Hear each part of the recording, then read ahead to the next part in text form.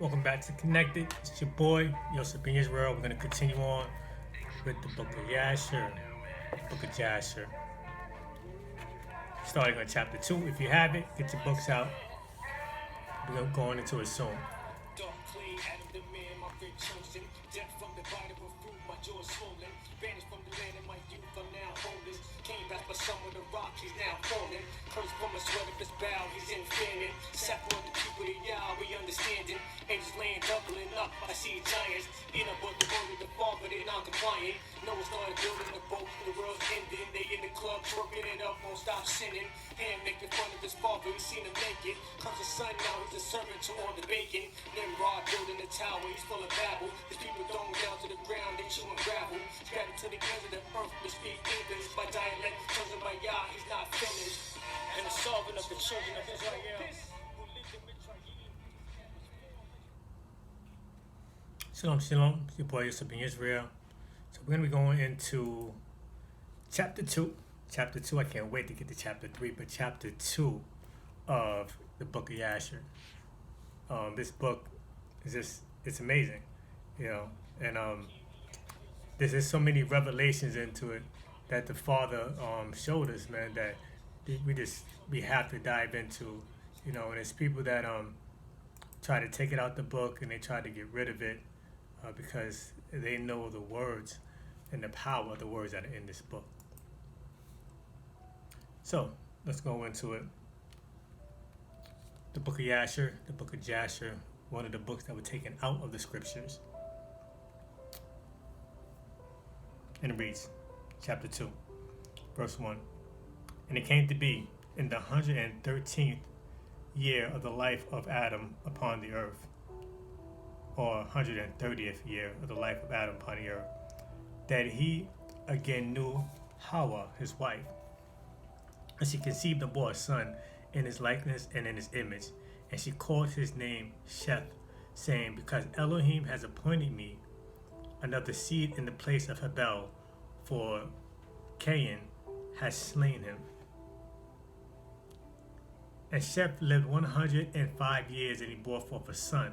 And Sheth called the name of his son Enosh, saying, because in that time the sons of men began to multiply and to afflict their beings and hearts by transgressing and rebelling against Elohim.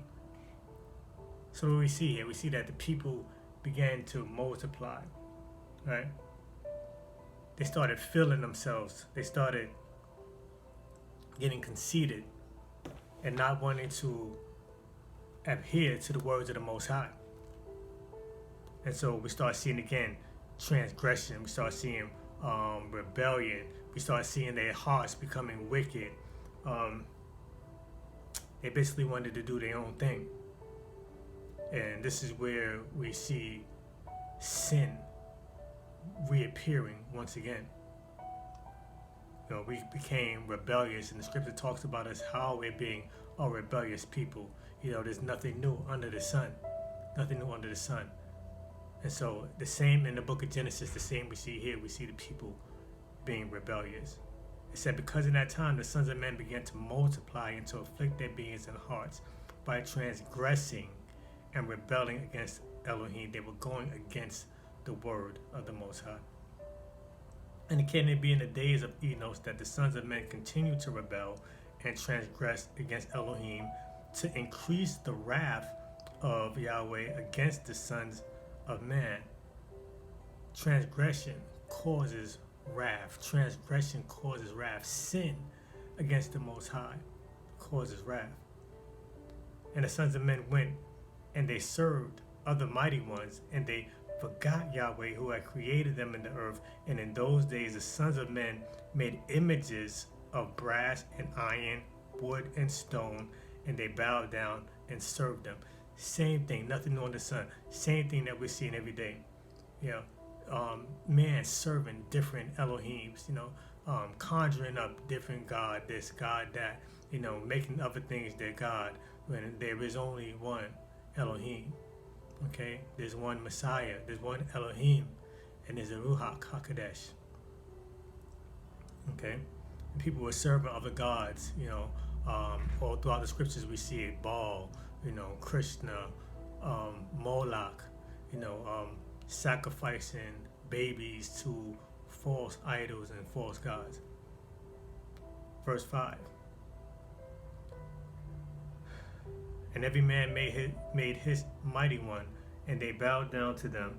And the sons of men forsook Yahweh all the days of Enosh and his children. And the wrath of Yahweh was kindled because of their works and abominations which they did in the earth. So I wanted to call this section, this part of it, the wrath. The wrath, because all through this section you're going to see what happens when the wrath of the Most High comes. Sin brings about the wrath of the Most High. Plagues, disobedience. Then what happens? We see famine. We see people starving. We see people hungry. We see people dying. The wrath of the Most High. And Yahweh caused the waters of the river Gihon to overwhelm them, and he destroyed and consumed them. And he destroyed the third part of the earth. However, the sons of men did not turn from their evil ways. They did not turn from despite everything that the Father did for us, despite everything that was going on, man still would not turn from their wicked ways.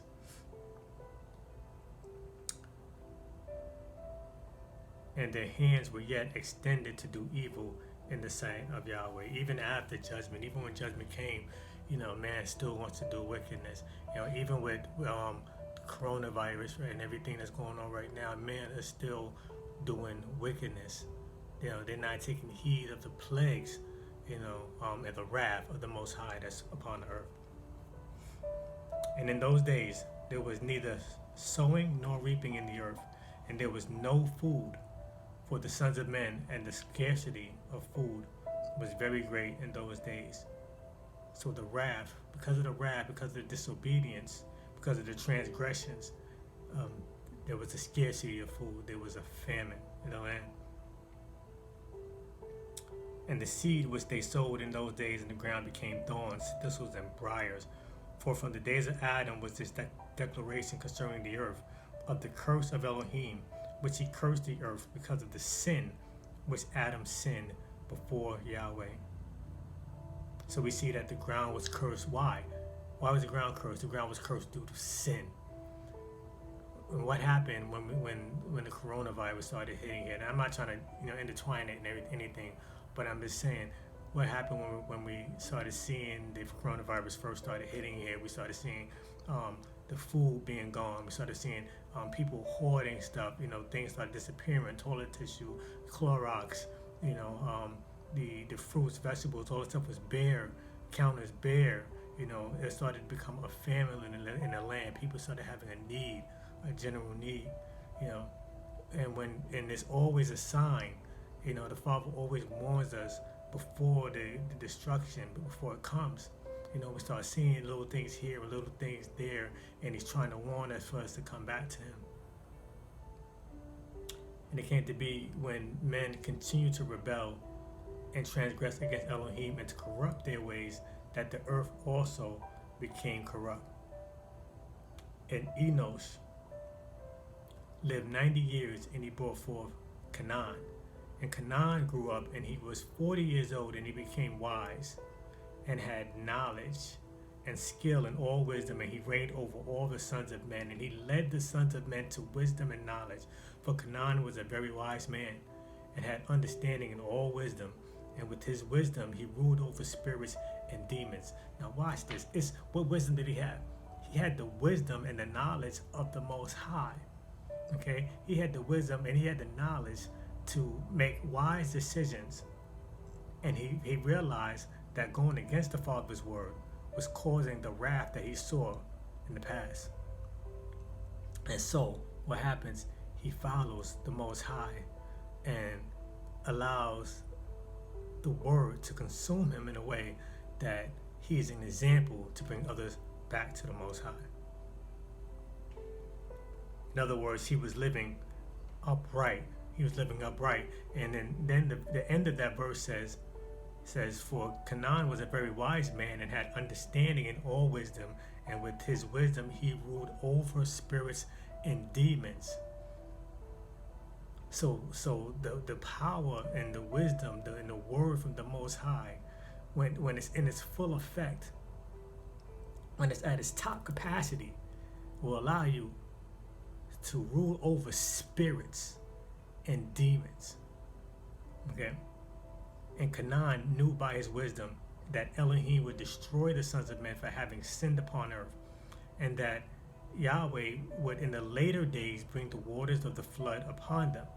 And in those days, Canaan wrote on tablets of stone what was to take place in time to come, and he put them in his treasuries.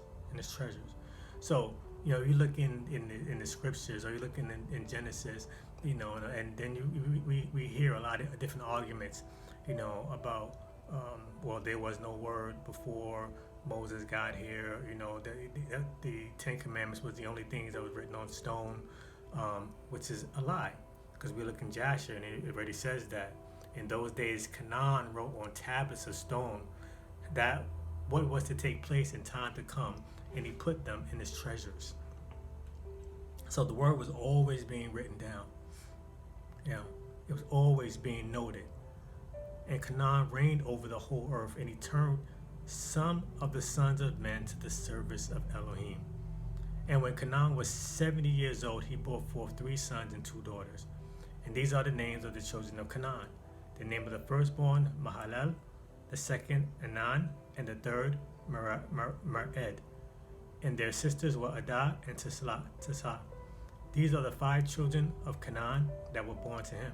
And Lamech, son of Methuselah, became related to Canaan by marriage, and he took his 2 daughters for his wives. And Adah conceived and bore a son to Lamech, and she called his name Yabal.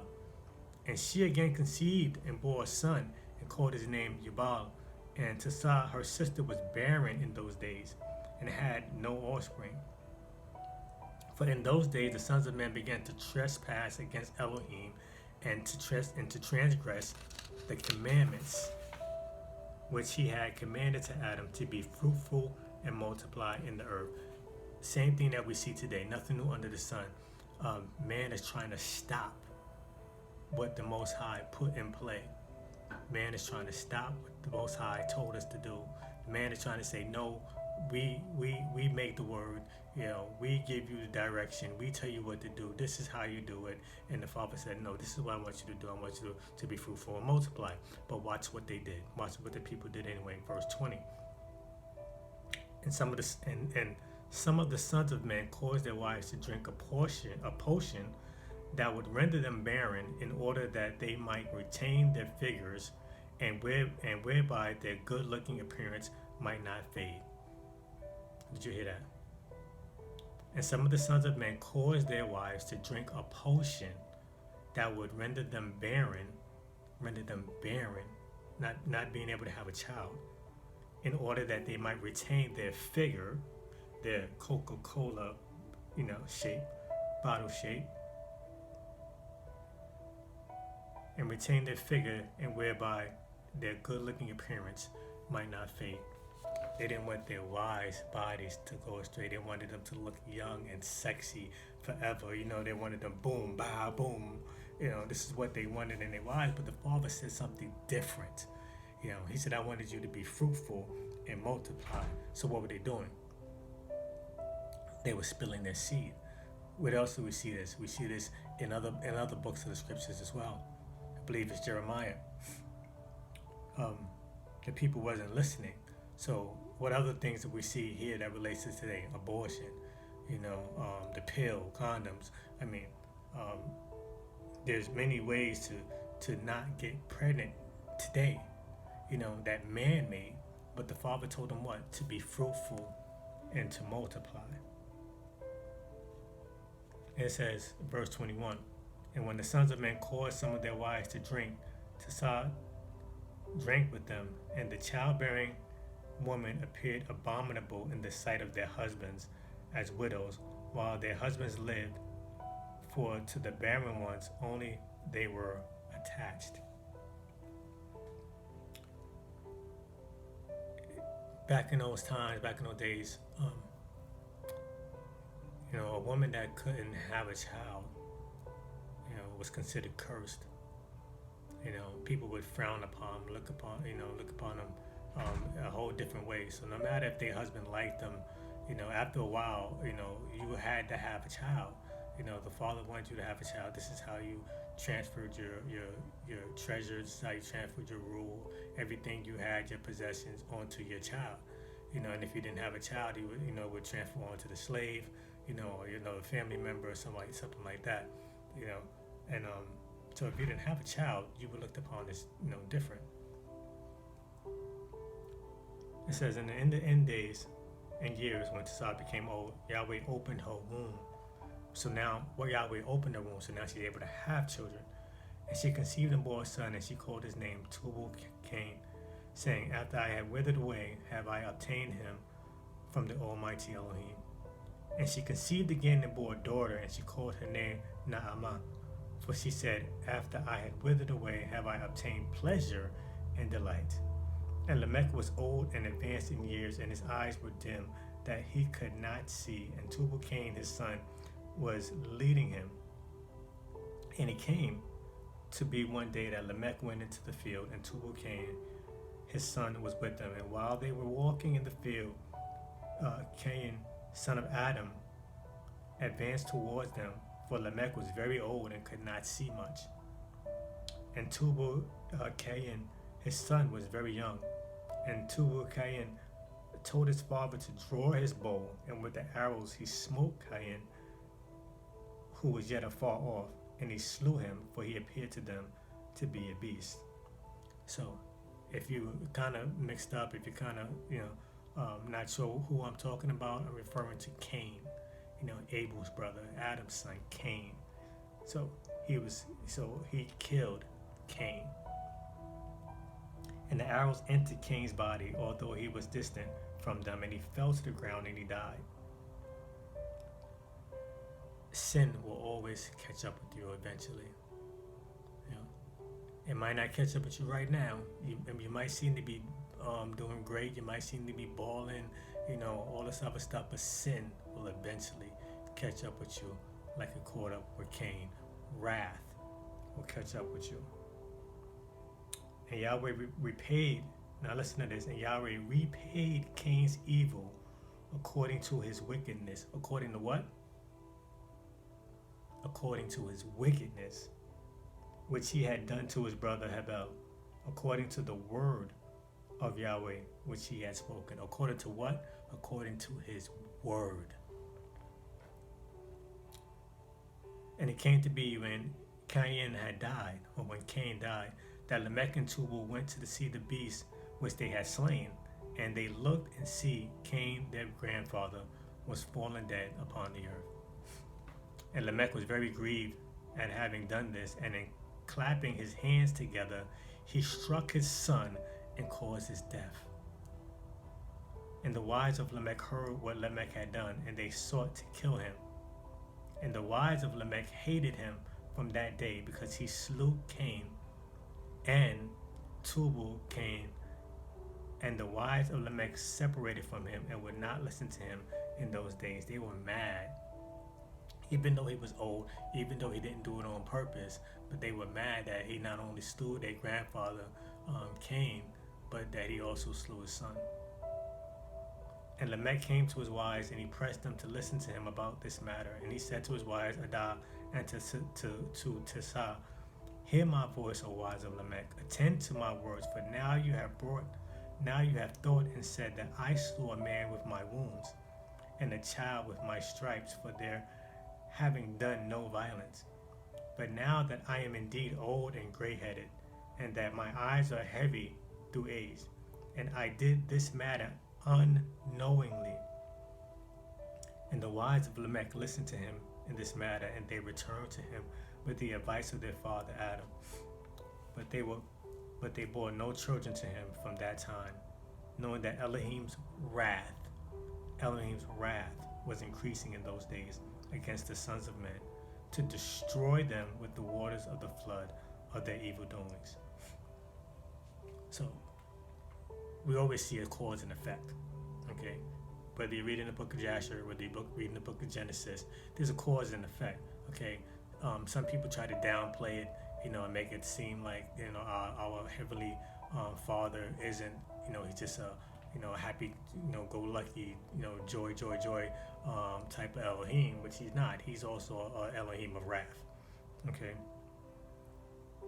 It says, and the wise of Lamech listened to him in this matter, and they returned to him with the advice of their father Adam, but they bore no children to him from that time, knowing that Elohim's wrath was increasing in those days against the sons of men to destroy them with the waters of the flood for their evil doings. Why is he destroying them? For something that they didn't do? No, he's destroying them for what they did, what they've done, the evil doings, the things that they were doing. And Mahalalel, son of Canaan, lived 65 years and he brought forth Yared, and Yared lived 62 years and he brought forth Hanak. Okay, so we'll stop right there, but we see here in the scriptures that sin brings about wrath.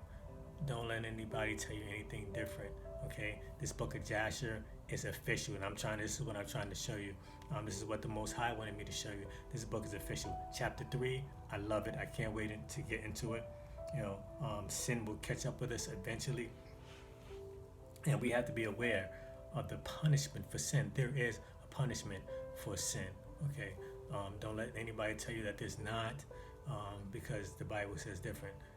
No matter which book you read, from Genesis to Revelations to the book of Jubilees, to the book of Enoch, to the book of Jasher, to any of the lost books, you'll see that sin brings about wrath. Okay? No matter what's going on in the world, no matter what part of faith you're in, whether you're, whatever you think you're in, what you're doing, if you're not following the words of the Most High, and you're doing evil, wrath is going to come. That's just the scriptures. I'm just a messenger. That's just the word of the Most High. So, this is your boy, Yosef ben Israel, for House of Ben Israel, New England. This is Connected. We are doing the book of Jasher. The book of Jasher, if you haven't got it yet, get it. The book of Jasher, it is a great book. I use the Hallelujah scriptures. I'm not promoting anything, but I use the Hallelujah scriptures. It's a great book. If you want to know the truth, then you got to start reading. Faith comes by hearing, and hearing by the word of Yah. Shalom. Ishmael left in the desert with salt pillars. The twins fighting Jacob his name. They changed to Israel with young Charlie. Had that something that's more imperial. Joseph had some colorful dreams, his eyes tainted. They sold him into slavery, Potiphar's wife related. Jacob moved to Goshen, the Israelites now with family. 430 years. Wait till we get to chapter 3. I'm telling you. The story of Enoch is going to blow your mind. And he said to Abraham, surely you must know that your seed shall be an alien in the land that's not theirs. And they shall serve them, and they shall afflict them 400 years. And I also will judge the nation whom they shall serve. And afterward, they shall come out with great substance.